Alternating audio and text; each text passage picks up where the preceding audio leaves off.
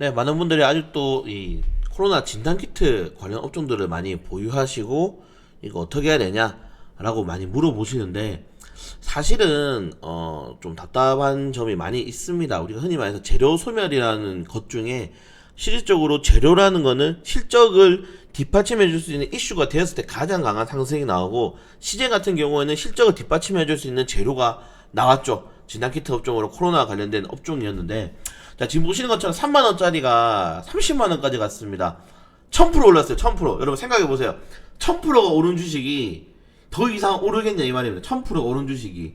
이 시세 반납은 정말 말 그대로 시세를 반납한다. 3만원까지 가야 돼요.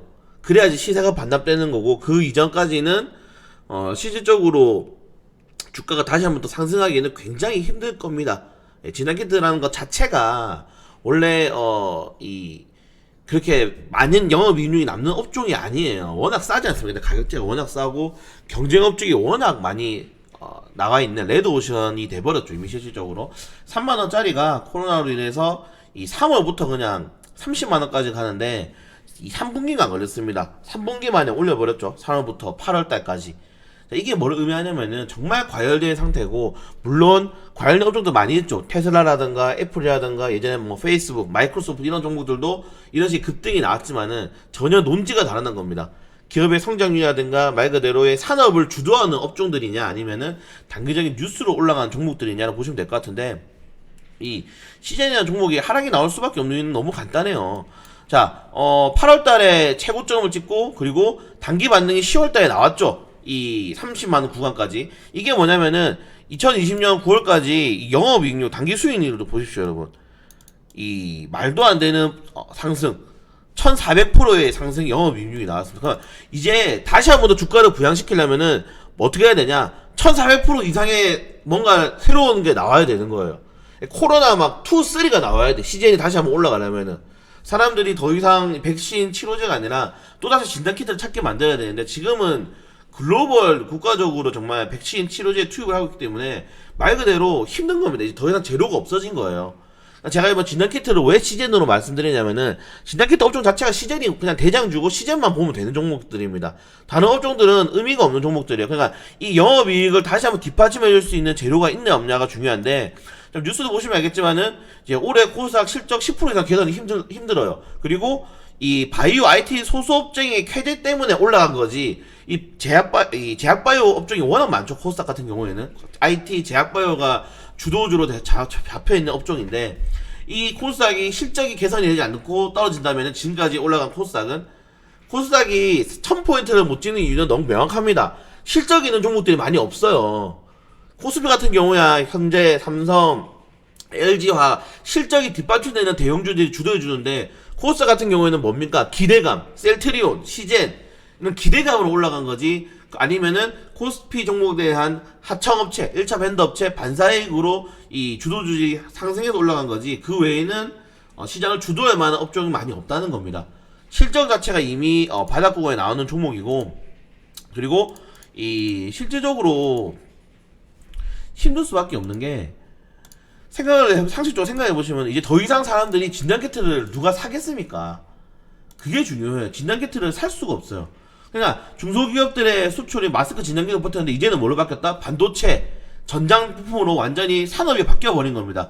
이제 이 정도의 매출은 나오지 않을 거고, 이 정도의 매출을 기대할 거는 뭐다? 다른 전장 사업이나 IT로 바뀌었기 때문에 사람들 투자 심리, 투심을 자극할 수 있지가 않아요. 더 이상. 자, 그걸 알 수 있는 게 우리가 흔히 말하는 거래대금이죠. 이 거래대금은 정말 주식의 힘입니다. 힘. 거래대금은 주식의 힘인데, 더 이상의 거래대금이 크게 활발하게 나오지가 않아요. 시젠뿐만 아니라 뭐 PCL, 미코, 바이오니아, 지금 전반적인 업종 자체가 다 이제 재료 소멸로 인해서 떨어지고 있는 추세. 그냥 추세가 굉장히 중요한데, 지금 이 추세는 어떠한 재료로 인해서 막을 수 있는 추세가 아닙니다. 주봉을 보시면 알겠지만은 필로시스 헬스케어, 파미셀, 뭐 램지노믹스, 젠큐릭스, 우리도 휴브레인, 엔디포스, EDC, 뭐 바이텍모에도 다 떨어지고 있어요. 이거 어떻게 막을 겁니까? 시세 반납은 뭐가 시세 반납을 말씀드렸죠, 초반에?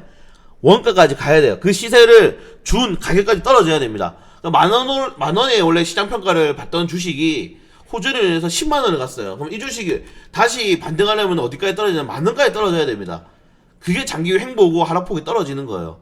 그게 아니면은 다시 이걸 반등이 나온다. 그러면은 시장 평가 가치를 다시 올릴 수 있을 만한 재료가 완벽하게 나와야 되는데 그게 아니란 겁니다, 지금은. 그래서 제가 지금 말씀드리는 거예요. 힘들다, 어렵다고. 항상 그렇게 좀 생각해 보시고, 진단키트 업종들은 이제 그래서 많은 분들이 생각하시고 이거 존버해야 되냐? 아니다, 정말 산업 이제 나왔으니까 정리해야 되냐? 저는 시젠이 최소 10만원까지 떨어져야 된다고 봅니다. 최소 이까지 떨어져야 돼요. 12만원까지.